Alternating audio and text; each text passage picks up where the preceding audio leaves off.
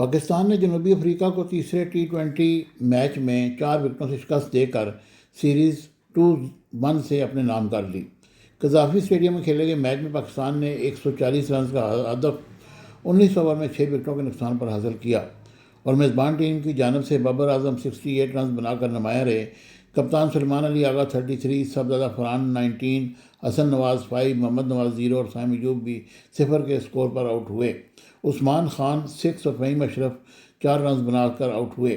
Proteas کی جانب سے کوربن بوش اور لیزارڈ ڈویلیئر نے 2-2 جبکہ ڈونون فریرا اور اینڈا آئل سلیمن نے 1-1 وکٹ حاصل کی۔ اس سے قبل پاکستان کی دعوت پر پہلے بیٹنگ کرتے ہوئے جنوبی افریقہ نے مقررہ 20 اوورز میں 9 وکٹوں کے نقصان پر 139 رنز سکور کیے۔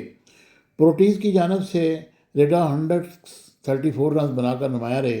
کپتان ڈونو فریرا 29، ڈیوارڈ لیوس 21، اینڈائل سلیمن 13، لیزارڈ ڈویلیئر 5، میتھو برٹر 1 جبکہ ہنڈا پروٹیز جارج لنڈا اور کوئن ڈی کوک 0 پر پیویلین واپس لوٹ گئے۔